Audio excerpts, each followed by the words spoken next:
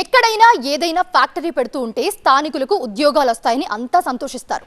Local MLA దాన్ని స్వాగతిస్తారు. అయితే ఆ నియోజకవర్గంలో మాత్రం సీన్ రివర్స్ అయిందట. అక్కడ ఉన్న సీనియర్ ఎమ్మెల్యేకు అతిపెద్ద సంకటంగా మారిందట.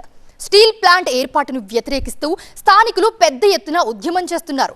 వాళ్ళకి మద్దతు ఇవ్వలేక, హైకమాండ్ను ధిక్కరించలేక ఆయన లోలోన మదన పడుతున్నారట. ఇది కాస్త ప్రతిపక్ష వైసీపీకి అడ్వాంటేజ్గా మారిందట. ఈ సమస్య నుంచి ఎలా గట్టెక్కాలా అని ఆ సీనియర్ నేత తలపట్టుకుంటున్నారట. ఇంతకీ ఏదా నియోజకవర్గం, ఎవరా సీనియర్ ఎమ్మెల్యే? అటు చూస్తే ప్రజా సమస్య, ఇటు చూస్తే హైకమాండ్ ఆర్డర్. ముందు అలా, వెనక ఇలా. ఎలా ఎలా అంటున్న కళా వెంకట్రావు. బాగా ఇస్త్రీ చేసిన కొత్త ఖద్దరు చొక్కాల కళకళలాడిపోయేవారు టీడీపీ సీనియర్ ఎమ్మెల్యే, మాజీ మంత్రి కళా వెంకట్రావు. అయితే అనుకోకుండా వచ్చిపడ్డ సమస్యతో ఆయన సతమతమైపోతున్నారట. కళా వెంకట్రావు నియోజకవర్గంలో స్టీల్ ప్లాంట్ ఏర్పాటుపై ప్రభుత్వం పెట్టిన ప్రతిపాదనలు ఆయనకు పెద్ద తలనొప్పిగా మారాయట. ఓవైపు స్టీల్ ప్లాంట్ నిర్మాణానికి బ్రేకులు వెయ్యాల్సిందే అంటూ బ్రేకులు లేని పోరాటం చేస్తున్నారు స్థానిక రైతులు. మరోవైపు ప్రతిపక్ష వైసీపీ కూడా భలే ఛాన్సులే అంటూ దాన్ని రాజకీయంగా వాడేసుకుంటుందట. దీంతో కరవమంటే కప్పకి కోపం, వదలమంటే పాముకి కోపం అన్నట్లుగా మారిందట కళా వెంకట్రావు పరిస్థితి.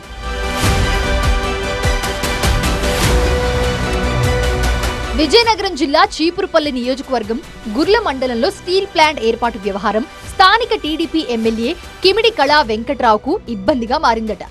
కెల్లా సమీపంలో స్టీల్ ప్లాంట్ ఏర్పాటు కోసం ప్రభుత్వం వడివడిగా అడుగులు వేస్తోంది. గుర్ల మండలం కెల్ల సమీపంలో green field integrated steel plant ఏర్పాటుకు ప్రభుత్వం ఇప్పటికే గ్రీన్ సిగ్నల్ ఇచ్చింది. ఈ పరిశ్రమను నెలకొల్పేందుకు సూపర్ స్మెల్టర్స్ లిమిటెడ్ అనే కంపెనీ ముందుకు రావడంతో ఆ సంస్థకు 1085 ఎకరాల భూమిని కేటాయిస్తూ ప్రభుత్వం ఉత్తర్వులు జారీ చేసింది. ఈ ప్రాజెక్టు నిర్మాణం కోసం ఆ సంస్థ 8,570 కోట్ల రూపాయల పెట్టుబడి పెట్టనుంది. ఏడాదికి 2 మిలియన్ టన్నుల స్టీల్ ఉత్పత్తి సామర్థ్యంతో ఈ యూనిట్ ను 2 దశల్లో నిర్మించనున్నారు. స్టీల్ ప్లాంట్ నిర్మిస్తున్న ఈ గుర్ల మండలంలో 47 పంచాయతీలు, 52 గ్రామాలు ఉన్నాయి. స్టీల్ ప్లాంట్ నిర్మాణంతో స్థానికులకు ఉద్యోగ, ఉపాధి అవకాశాలు వస్తాయని చెప్తోంది ప్రభుత్వం.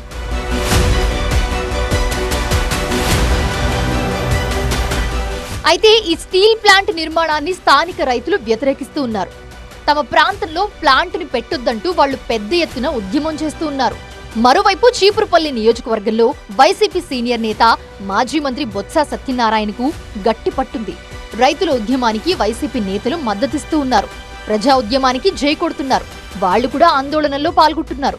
రైతులందరి నుంచి అభిప్రాయ సేకరణ జరిపి అత్యధిక శాతం ఏది కోరుకుంటున్నారో అదే చేయాలని బొత్స డిమాండ్ చేస్తూ ఉన్నారు. ఈ మేరకు ప్రభుత్వానికి ఆయన ఒక లేఖ కూడా రాశారు. ఎక్కువ మంది వ్యతిరేకిస్తే స్టీల్ ప్లాంట్ నిర్మాణం జరగకుండా చూడాలని ఆ లేఖలో బొత్స కోరారు. దీంతో స్టీల్ ప్లాంట్ మ్యాటర్ వైసీపీకి అడ్వాంటేజ్ గా మారిందట. వైసీపీ తీసుకున్న నిర్ణయం అధికార టీడీపీకి ఇబ్బందికరంగా మారిందని చెప్తున్నారు.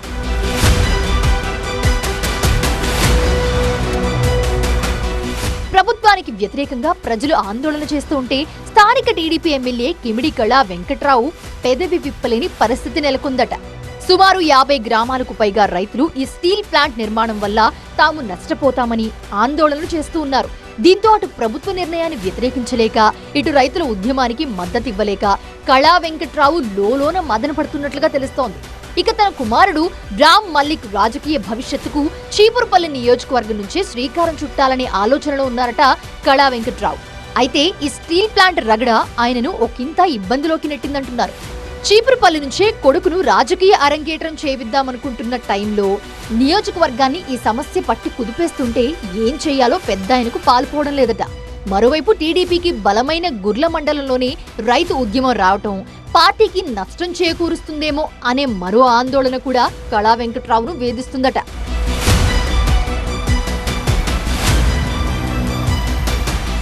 అసలే బొత్స లాంటి బలమైన నేత ఉన్న చీపురుపల్లి నియోజకవర్గంలో ఏదో ఒకలా నెట్టుకొస్తుంటే ఇప్పుడు ఈ సమస్య వచ్చి పడిందేమిటా అని కళా వెంకట్రావు ఆలోచిస్తున్నారట. ప్రభుత్వ నిర్ణయాన్ని వ్యతిరేకించలేక, రైతులకు మద్దతివ్వలేక నలిగిపోతున్నారట ఆయన. తనకు ముందు నొయ్యి వెనక గొయ్యిలా మారిన పరిస్థితిని ఈ సీనియర్ నేత ఎలా హ్యాండిల్ చేస్తారా అనే ఆసక్తి రాజకీయ వర్గాల్లో నెలకొంది.